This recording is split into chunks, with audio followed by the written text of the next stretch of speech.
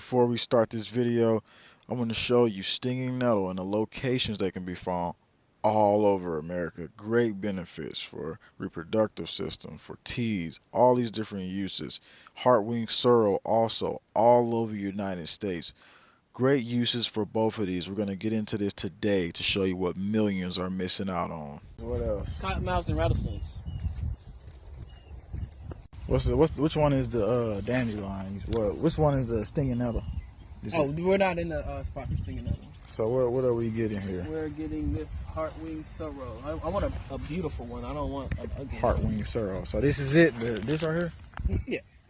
Yes. What's this good for? Wildflower.org plant database, the old one. You know, they usually tell you a little bit more in the older databases. These new databases be lying too dang much. Where is that? Okay, Heartwing Sorrel. Heartwing Sorrel. Basically, Heartwing Sorrel is a member of the buckwheat family, which includes mostly herbs, sometimes shrubs or vines, rarely trees with small flowers and racemes, spike-like cluster or in head stems commonly have swollen nodes. I just heard something move. I know, right? I got you. I'm looking. Watch your six. Hey, bro, we got 2 cell towers. You got one right there. This is a nice healthy one. Then you got one over there. Dun, dun, dun. Trying to kill us out here. Let me see. You just be eating that mud off the ground? I mean, I washed it off at least. They out there. They on alert, bro. They gotta be. He's swirling around. This is a good one. Definitely it. Heartwing Sorrel. Yeah. So you can eat the full thing, or you just eating certain Yeah, part? you can eat the full thing. This is by far the tastiest one that I found. Go ahead. And what is it good for that you studied about it? This was very it's not really nutritional packed. You can eat the whole thing. So I'm saying, like, what is it all good for? Do you know? Just take it like this and take a bite and tell me what you taste. Bro, tell me what is it good for first. Man, I tell everybody. It's not really that nutritional packed. You know, just like any other green, a lot of vitamin A, you know, some vitamin K. It's not as nutrient packed as stinging nettle or the dandelion, but it is tasty. So what do you feel from? You say you put this in your tea or something? No. That just tastes good. Okay. Damn. What it tastes like? Hey, it tastes like a berry. Tastes kind of lemony, huh? Yeah.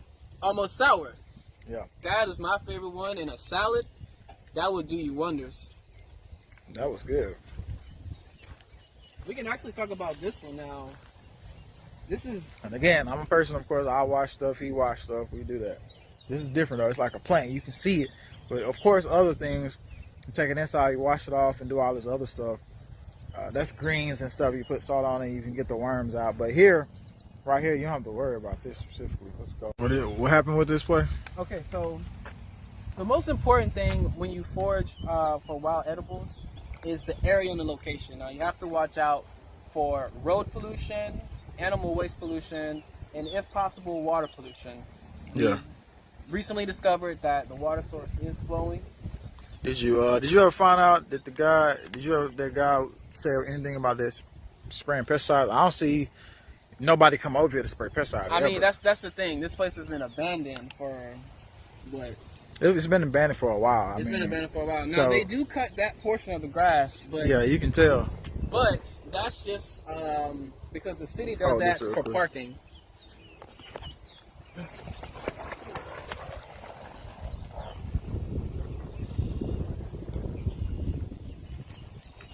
What was that? Maybe like a 5.0?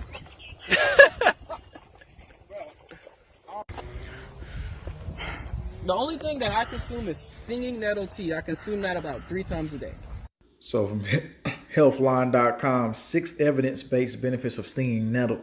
Stinging nettle has been a staple in herbal medicine since ancient times. Ancient Egyptians used stinging nettle to treat arthritis, lower back pain, while Roman troops rubbed it on themselves to stay warm. Its scientific name is Urtica. Ica comes from the Latin word huo, which means to burn, because its leaves can cause a temporary burn sensation upon contact. The leaves are hair-like structures that also produce itching and redness and swelling. However, once it is processed into a supplement, dried, freeze-dried, or cooked, stinging nettle can be safely consumed. Studies link to a number of potential health benefits. Here are 6 evidence-based benefits of stinging nettle. Contains many nutrients.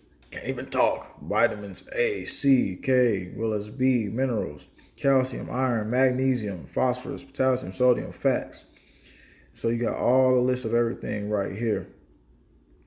Let's look down at the side effects they're going to mention.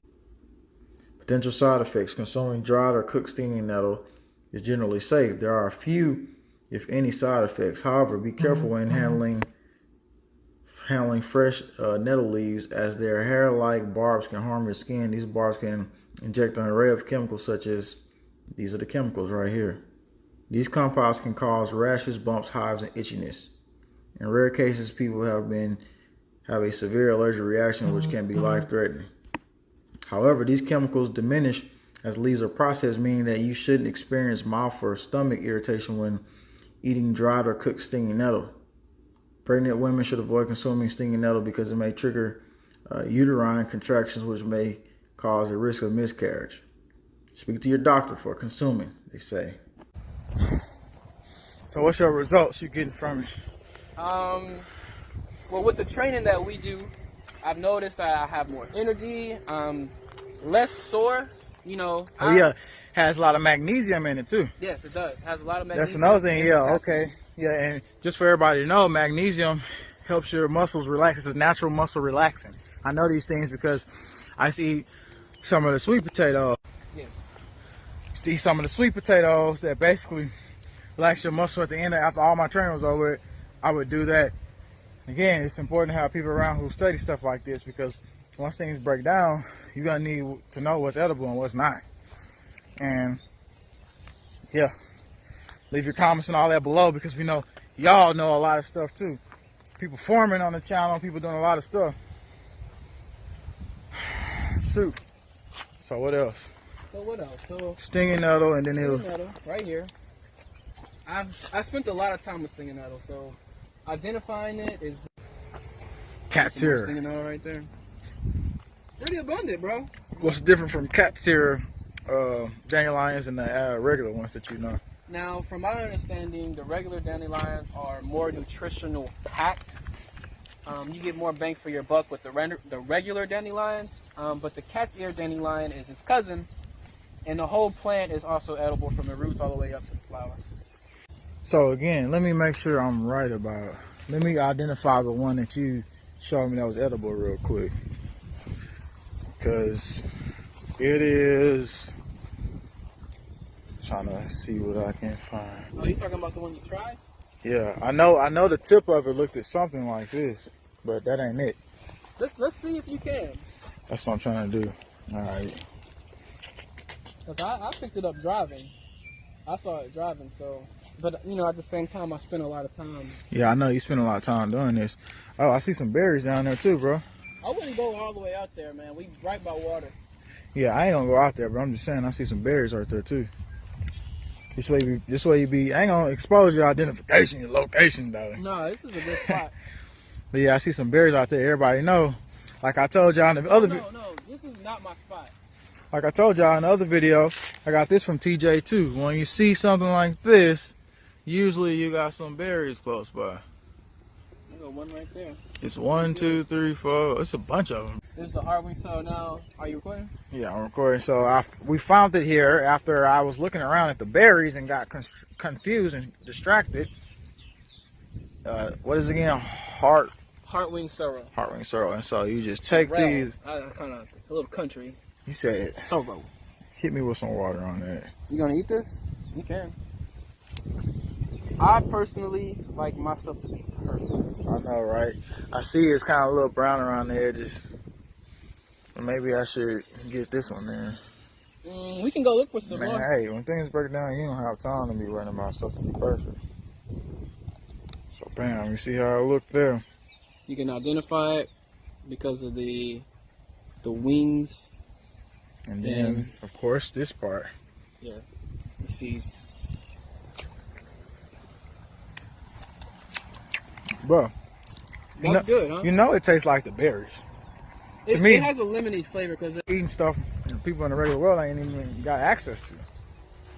by far the healthiest thing that we have access to as of right now, in my opinion, It tastes just like the berries, though. is the stinging nettle and the cat's ear dandelion greens. Damn. Cousins. The most abundant plant is the plantain. What's that? The most abundant growing plant that we have is going to be the plantain. Plantain. Yep, plantain. This sucker right here. Would you be eating that one? That one edible? No, I don't like it. He said, I don't like it.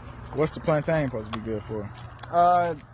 It's not really nutritional packed, but it is by far the most abundant weed. It's considered a weed, and it's going to grow everywhere, and it's going to grow fast, and it's going to take over your garden if you put it in there. So, it is edible? Oh yeah, this is edible, okay, but it don't taste good. The other one though, it tastes real good. Yeah, I like the sorrel. You can actually make sorrel tea. The next one I'll be sorrel, looking for. not George Sorrel though. Let's see what. When about summer ends, I want to say August between October, we'll probably be out looking for grapes, wild grapes. They're called muscadines here. Oh yeah, the muscadines. The muscadines. Muscadine. I also want to try the muscadine leaves. Yeah, the muscadines, when they ain't done, they make your mouth all taste dry and stuff. Cause I used to have some over there. It is an antiseptic. This is the one that's the antiseptic. Is that car that drove by?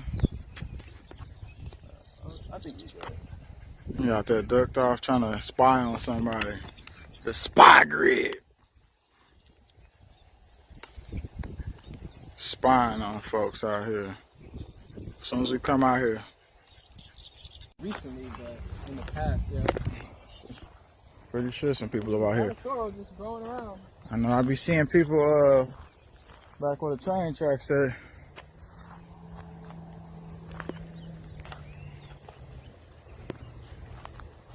Young one. I used to just literally. But that ain't 5G yet. That's still 4G. Yeah, man. It tastes like a berry. It did.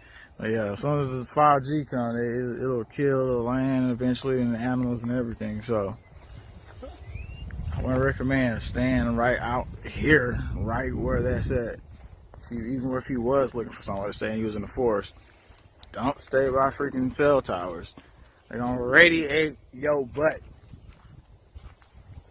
You're gonna die.